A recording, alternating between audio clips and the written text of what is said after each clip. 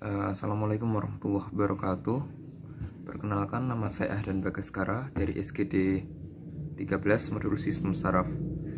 Di sini saya akan menjelaskan yang pertama tentang embriologi sistem saraf, kemudian nervus cranialis. Baik, kita langsung ke penjelasan embriologi sistem saraf secara singkat. Pada proses embriologi, pada hari ke-17, pada saat sudah terbentuk dari ektoderm, mesoderm, dan endoderm, pada mesoderm ada suatu bangunan yang namanya notochord. Notochord ini akan mensekresikan banyak growth factor sehingga merangsang dari proliferasi ektoderm, membentuk suatu penebalan namanya neural plate. Pada hari ke-18, neural plate ini akan melakukan invaginasi ke dalam sehingga terbentuk pertama di sini ada neural growth, kemudian peninggian dari ektoderm namanya neural fold, dan di sini ada suatu bangunan atau komponen yang namanya neural crest. Pada perkembangan berikutnya hingga hari ke-21 atau minggu ketiga, neural fold itu akan menyatu membentuk suatu lorong atau suatu pipa yang namanya neural tube. Penutupannya ini akan berjalan mulai dari regiokranial kemudian baru kaudal. Setelah terbentuk neural tube itu akan terbentuk lagi suatu lubang yang namanya neuropor. Neuropor itu ada di kranial dan kaudal. Yang di kranial namanya cranial neuropor, sedangkan yang di kaudal namanya caudal neuropor. Penutupan dari neuropor ini dipengaruhi oleh asam folat. Untuk cranial neuropor akan menutup pada hari ke-24 atau ke-25. Untuk yang kaudal menutupnya di hari ke-26 atau 27. Setelah menutup sempurna pada minggu keempat, dari neural tube yang sudah tertutup itu akan terjadi vesikulasi. Yang pertama adalah vesikulasi primer. Di minggu keempat akan terbentuk tiga pelebaran. Yang pertama adalah ini proencephalon, kemudian mesencephalon, dan rhomencephalon atau forebrain, midbrain, dan hindbrain. Kemudian dari primary vesiculation ini akan terbentuk suatu lekukan. Lekukan pertama itu ada di midbrain, akan terbentuk cephalic flexure. Untuk yang di hindbrain akan terbentuk cervical flexure. Nah, kemudian pada minggu kelima ini, kemudian secara skematis seperti ini, dari proencephalon akan terbentuk lagi menjadi telencephalon dan diencephalon, sedangkan mesencephalon tetap menjadi mesencephalon. Kemudian untuk yang rhomencephalon akan terbentuk jadi metencephalon dan miencephalon. Nah, tadi kan untuk yang telencephalon pada perkembangan berikutnya yang nantinya akan menjadi hemisfer cerebri. Kemudian diencephalon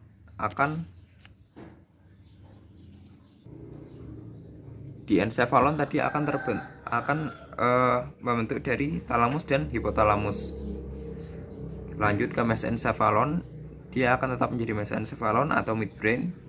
Kemudian metencephalon akan membentuk pons dan cerebellum, sedangkan miencephalon akan membentuk medula oblongata. Nah, tadi kan adalah pelebaran neural tube di bagian kranial, sedangkan kalau bagian kaudalnya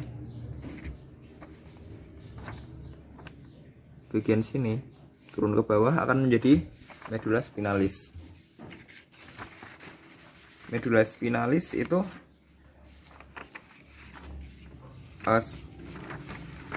pertama nanti dari beberapa mantel, ada 3 mantel, akan melebar ke tiap sudut dari ini neural tube. Untuk yang depan nanti akan menjadi lamina basalis, sedangkan yang belakang atau dorsal akan menjadi lamina alaris atau alar plate tadi dan basal plate. Nah, untuk yang basal plate nanti akan mengandung banyak neuron-neuron motorik, sedangkan yang alar plate akan banyak mengandung dari neuron-neuron sensorik. Ini radix ventral, radix dorsal. Nah, sisa di sini, sisa dari perkembangannya akan membentuk dari kanalis centralis. Kanalis centralis ini akan berisi dari cerebrospinal fluid atau cairan cerebrospinal. Cairan cerebrospinal ini mengalir melalui pertama dari kanalis centralis, kemudian naik ke atas. Naik ke atas itu di tadi rongga dari rhombencephalon akan menjadi ventrikel keempat, sedangkan rongga di encephalon akan menjadi ventrikel ketiga. Kemudian kalau rongga dari hemisfer cerebri akan membentuk ventrikel lateral. Nah, kemudian hubungan dari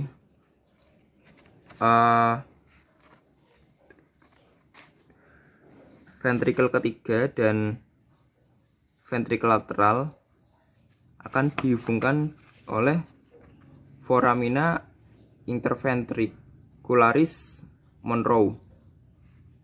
Sedangkan untuk ventrikel ketiga dan 4 akan dihubungkan melalui lumen dari mesencephalon, namanya aqueductus sylvii, atau kalau di sini bahasa Inggrisnya cerebral ventricle, bukan, ini hubungannya, iya, cerebral aqueductus. Kemudian kita lanjut ke nervus cranialis. Nervus cranialis adalah saraf-saraf yang keluar langsung dari otak atau dari batang otak. Nah, nervus cranialis ini terdiri dari 12 saraf.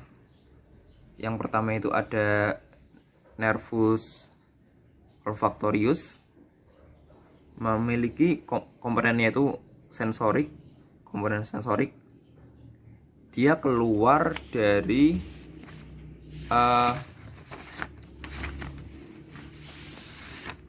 celah-celah dari lamina fibrosa osis ethmoidalis. Kemudian yang kedua ada yang namanya nervus opticus. Nervus opticus ini komponennya sensorik juga. Dia keluar dari kanalis opticus. Oh iya, tadi untuk nervus olfactorius yang pertama fungsinya adalah untuk penghidu, kemudian nervus opticus ini fungsinya untuk penglihatan. Ini yang namanya kanalis opticus yang tadi saya sebutkan. Kemudian yang ketiga itu adalah nervus oculomotorius. Komponennya itu motorik. Dia keluar dari visura orbitalis superior. Visura orbitalis superior itu berarti yang ini. Nah, fungsinya dia itu berfungsi untuk mengangkat kelopak mata, menggerakkan bola mata ke atas dan ke bawah, kemudian ke medial juga, kemudian konstriksi dari pupil dan akomodasi mata. Kemudian lanjut ke nervus trochlearis, nervus keempat. Dia itu komponennya motorik juga, keluarnya itu dari sama visura orbitalis superior yang tadi saya tunjukkan. Kemudian memiliki fungsi untuk menggerakkan bola mata ke bawah dan ke lateral. Kemudian nervus kelima itu ada nervus trigeminus. Nervus trigeminus dibagi menjadi 3 divisi. Divisi pertama itu namanya divisi ophthalmicus. Dia komponennya sensorik. Dia keluar dari masih sama dari visura orbitalis superior, memiliki fungsi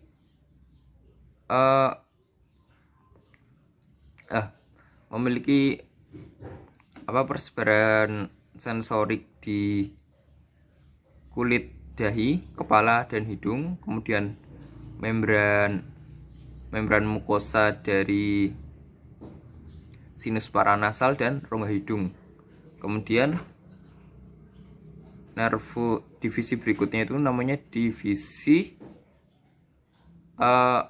maxillaris. Divisi maxillaris komponennya masih sensorik. Dia keluar dari foramen rotundum.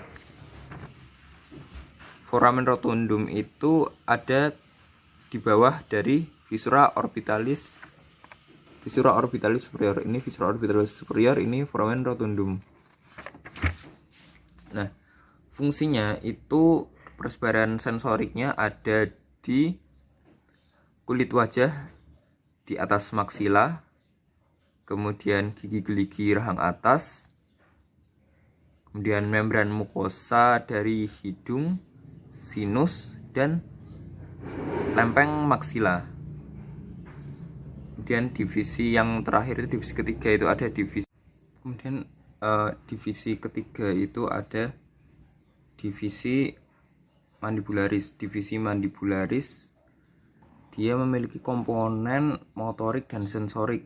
Motoriknya dia akan mempersarafi otot-otot pengunyahan seperti musculus temporalis, musculus mylohyoideus, musculus pterygoideus, externus maupun internus, kemudian musculus temporalis dan otot pengunyahan lainnya. Kemudian lanjut ke nomor nervus ke-8, nervus ke-7. Nervus ke-7 itu ada nervus facialis. Nervus facialis memiliki komponen sensorik dan motorik, juga sekretomotorik. Untuk motoriknya dia akan mempersarafi otot-otot wajah seperti musculus stapedius, musculus digastricus ventris posterior, dan musculus staphyloideus. Kemudian untuk sensoriknya dia akan mempersarafi dari pengecapan 2/3 anterior lidah. Untuk sekretomotorik parasimpatiknya dia akan mempersarafi dari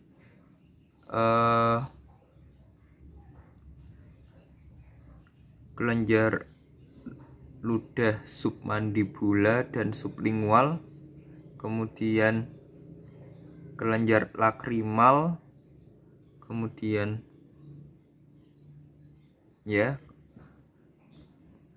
kemudian nomor ke-8, nervus ke-8 itu ada nervus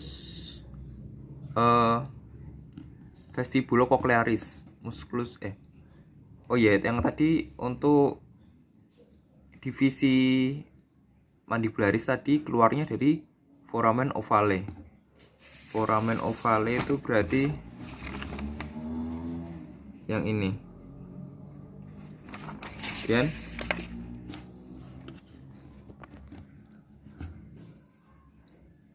fasiali nomor 7 sudah. 8 vestibulocochlearis. Vestibulocochlearis dia komponennya itu sensorik.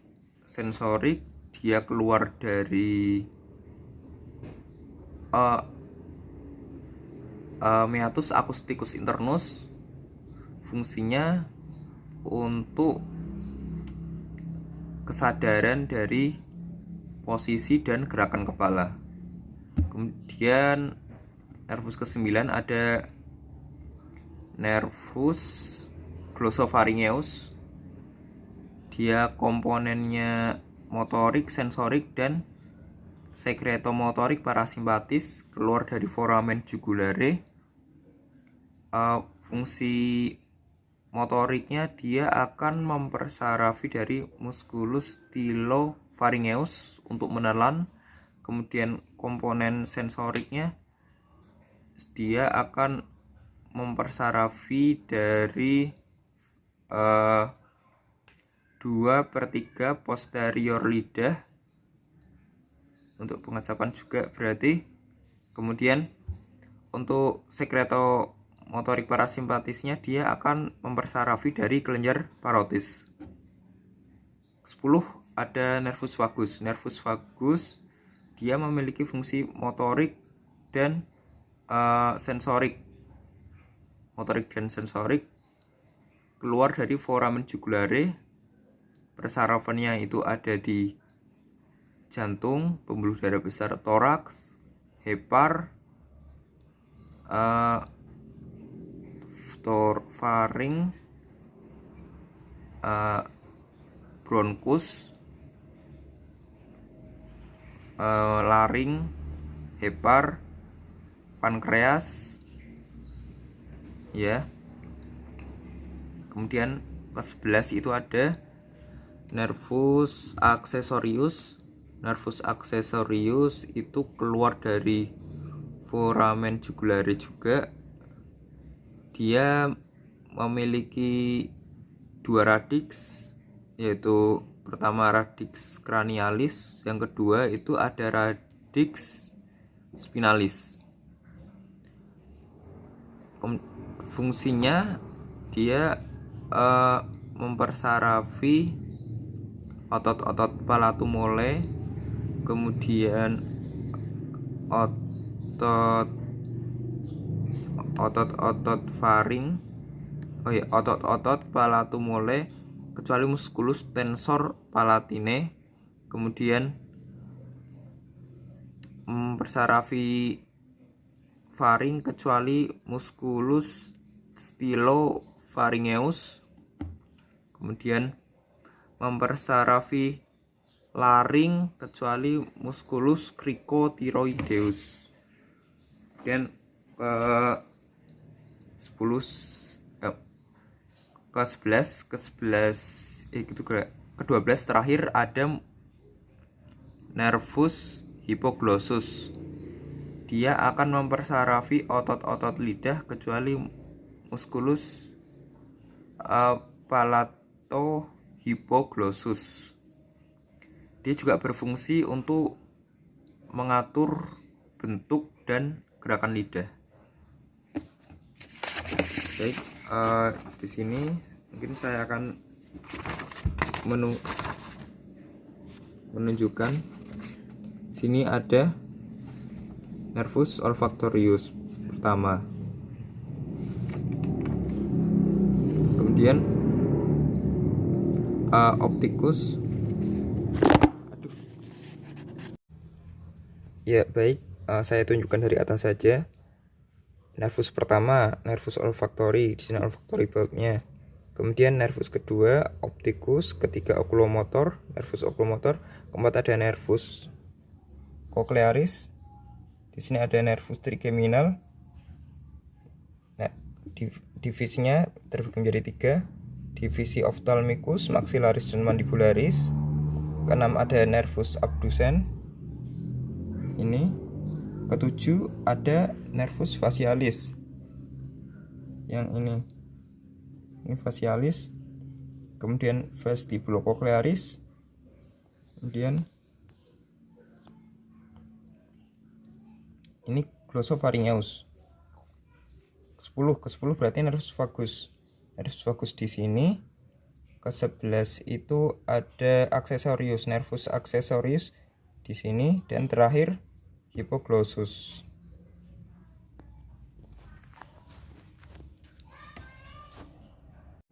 Baik, sekian presentasi PTA dari saya. Kurang lebihnya mohon maaf. Terima kasih atas kerjasamanya. Wassalamualaikum warahmatullahi wabarakatuh.